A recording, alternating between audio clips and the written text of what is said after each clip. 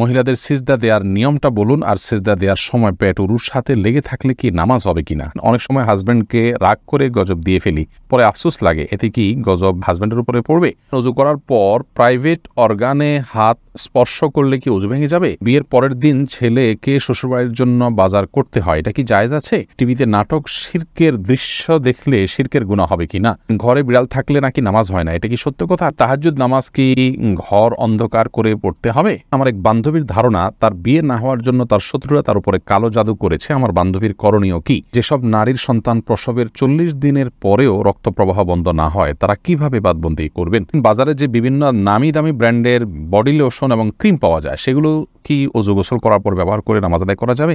সকালে ঘর ঝাড়ু না দিলে কি কোনো অমঙ্গল হয়? আমরা বিলম্ব না করে চলুন আপনাদের গুরুত্বপূর্ণ প্রশ্নগুলোর উত্তর দেওয়ার আলোকিত ভুবনে প্রবেশ করি। প্রশ্ন করেছেন রিমি খান, আপনি জানতে চেয়েছেন বাজারে যে বিভিন্ন নামি দামি ব্র্যান্ডের বডি লোশন এবং ক্রিম পাওয়া যায়, সেগুলো কি ওযু গোসল করার পর ব্যবহার করে নামাজ আদায় করা যাবে? নামাজ হবে কিনা? জি, নামাজ হবে ইনশাআল্লাহ বিদিনিল্লাহ। ফারহানা ফারিয়া লাবণ্য, আপনি জানতে চেয়েছেন সকালে ঘর ঝাড়ু না দিলে কি কোনো অমঙ্গল হয়? সকালবেলা নাকি পুরুষরা ঘুম থেকে ওঠার আগেই ঘর ঝাড়ু দিতে হয়। না বোন, এটা বানোয়াট কথা। হয়তো পুরুষ শাসিত সমাজে নারীদেরকে আপনার কোণঠাসা করে রাখার জন্য বা তাদেরকে কাজে লাগানোর জন্য কেউ তৈরি করেছে। এগুলোর সাথে ইসলামের কোনো সম্পর্ক নেই। সত্তার তালুকদার জানতে চেয়েছেন স্ত্রী কি স্বামীর ওয়ারিশ? স্বামী যদি স্ত্রীকে কোনো সম্পত্তির ভাগ না দেয় তাহলে কি গুনাহ হবে? যে স্বামী স্ত্রী একে অন্যের ওয়ারিশ, অতএব স্ত্রীর আপনার স্বামীর মৃত্যুর পর স্বামীর সম্পদে ভাগ পাবেন। সন্তানরা যদি থাকেন তাহলে একরকম, কোনো সন্তান না থাকলে আরেক রকম, কিন্তু ভাগ পাবেন। অতএব স্বামী যদি তার স্ত্রীকে বঞ্চিত করেন, সেটি তার অবশ্যই গুনাহের কারণ হবে। বেলাল, আপনি জানতে চেয়েছেন যেসব নারীর সন্তান প্রসবের 40 দিনের পরেও রক্ত প্রবাহ বন্ধ না হয়, তারা কিভাবে বাদবন্দি করবেন? 40 দিন পার হওয়ার পরেও যদি রক্ত প্রবাহ বন্ধ না হয়, নেফাজ বন্ধ না হয়, তাহলে সেক্ষেত্রে তারা সম্পূর্ণ স্বাভাবিকভাবে সকলে বাদবন্দিগি সম্পাদন করতে পারবেন।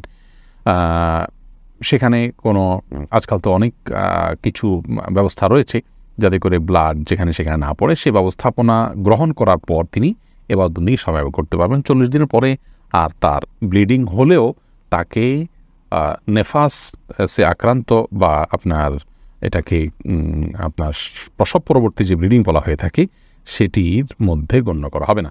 সামিয়া ফেরদৌস জানতে চেয়েছেন তাহাজ্জুদ নামাজ কি ঘর অন্ধকার করে পড়তে হবে? এর কোনো ভিত্তি আছে কি? তাহাজ্জুদের নামাজ এটা আমরা ঘর অন্ধকার করে লাইট বন্ধ করে পড়তে হবে, এর কোনো ভিত্তি নেই। বরং সেটা আপনার যেভাবে সেভাবে আদায় করতে পারেন। আপনার মনোযোগের জন্য আপনি যদি আলো আধার করে নিতে পারেন, ডিম আলো করে নিতে চান, তো সেটি করতে পারেন, কোনো অসুবিধা নেই। তবে অন্ধকারেই পড়তে হবে এমন কোনো বাধ্যবাধকতা বা নিয়ম নেই। রিসান ভুঁইয়া, আপনি জানতেছেন গরু ছাগলের বট খাওয়া কি জায়েজ? জি, এটা সম্পূর্ণ জায়েজ, তবে এটা যার যার রুচির ব্যাপার। কারোর যদি ভালো লাগে তিনি খাবেন, কারোর ভালো না লাগলে তিনি খাবেন না, একান্তই তার ব্যাপার। রহিমা চম্পা জানতে চেয়েছেন টিভিতে নাটক শিরকের দৃশ্য দেখলে শিরকের গুনাহ হবে কিনা? শিরকের দৃশ্য দেখানো হলে সেটি আমরা যদি দেখতে থাকি, আমাদের কাছে বিষয়টা সহজাত এবং স্বাভাবিক হয়ে যেতে পারে। এই জায়গা থেকে, এগুলো দেখা থেকে আমাদের বিরত থাকা উচিত। হ্যাঁ, শুধু নিছক ধারণার জন্য যে কীভাবে শিরক হয়ে থাকে আপনি জানলেন এবং সেটা ভয়াবহতা সম্পর্কে আঁচ করলেন, যে মানুষ কীভাবে তারই নিজের হাতে করা সৃষ্টিকে কীভাবে পূজা করছে, আপনি জাস্ট ধারণা নেওয়ার জন্য দেখলে সেটি গুনাহের কারণ হবে না।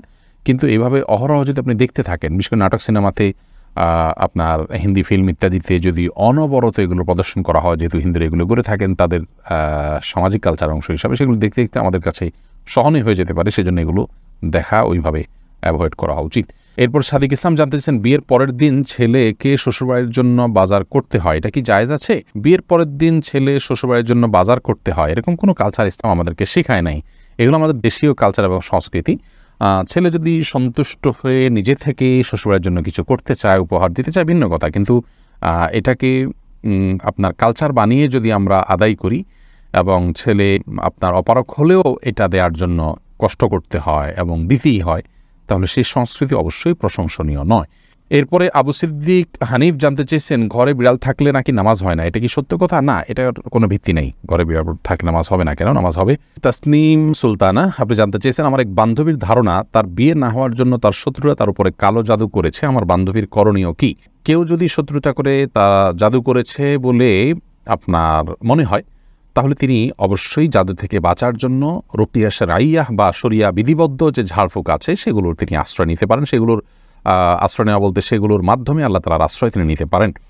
এবং আদৌ তাকে জাদু করা হয়েছে কিনা সেটাও আপনার যারা কোরআন হাদিসের আলোকে ঝাড়ফুঁক করে থাকেন এবং আপনার প্রফেশনাল বা বাণিজ্যিক কারণে আপনার যারা কবিরাজি করেন এবং হালাল হারাম বাছবিচার করেন না, এরকম মানুষ না হন, সেই মানুষগুলোর সাথে আপনার যোগাযোগ করলে ইনশাআল্লাহ বিদিনে তারা আপনাকে হেল্প করতে পারে। আপনার হিস্ট্রি শুনে তারা বলতে পারে যে আপনার জাদু করা হয়েছে কিনা। করা হয়ে থাকলে সেক্ষেত্রে আপনি পরবর্তী করণীয় অবশ্যই আপনি করতে পারেন।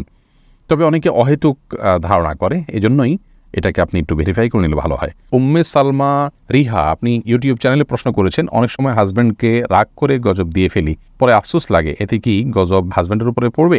না বোন, এর কারণে হাজব্যান্ডের উপর গজব পড়বে না। কোরআন কারীমের আয়াত থেকে স্পষ্ট বোঝা যায় যে রাগের মাথায় যখন মানুষ এ ধরনের বদদোয়া দিয়ে ফেলে, আল্লাহ রাব্বুল আলামিন সেগুলোকে বাস্তবায়ন করেন না। এবং তবে এটি একটা অন্যায় কাজ। মুমিন কখনো মানে কথায় কথা অভিসম্পাতকারী হতে পারে না। নবী করিম সাল্লাল্লাহু আলাইহি ওয়াসাল্লাম বলেছেন, ঈমানদার কখনো লাআন হয় না, লাআনত করবে, অভিসম্পাত করবে, বদদোয়া করবে কথায় কথা, এটি ঈমানদারের চরিত্র নয়। অতএব সবর এবং ধৈর্যের পরাকাষ্ঠা প্রদর্শন করতে হবে ভালো ঈমানদার হওয়ার জন্য। আর দীপু জানতে চেয়েছেন, ওযু করার পর প্রাইভেট অর্গানে হাত স্পর্শ করলে কি ওযু ভেঙে যাবে? ইমাম আবু হানিফা রাহিমাহুল্লাহর মত অনুযায়ী ওযু ভাঙবে না। এবং এর সপক্ষে অনেকগুলো দলিল এবং যুক্তি আছে, বিভিন্ন স্পষ্ট হাদিস রয়েছে। যদিও অনেক ইমামদের মতে যদি কোনো আড়াল ছাড়া স্পর্শ মানে সরাসরি স্পর্শ করেন তাহলে সেক্ষেত্রে ওযু ভঙ্গ হবে। সোনিয়া আক্তার জানতে চেয়েছেন, মহিলাদের সিজদা দেওয়ার নিয়মটা বলুন, আর সিজদা দেওয়ার সময় পেট উরুর সাথে লেগে থাকলে কি নামাজ হবে কিনা? জি, নামাজ হবে। নামাজ হবে না। নারী পুরুষের সালাত নিয়ে যে মত পার্থক্য আছে, এটাকে আমরা অনেক বড় করে দেখি। বিষয়টা এরকম বড় কিছু না। আপনার এখানে যারাই ইখতিলাফ করে থাকেন, জাস্ট এখানে পদ্ধতির উত্তম অনুত্তমের বিষয়টা, নামাজ হওয়া না হওয়ার কোনো ইখতিলাফ এখানে নেই।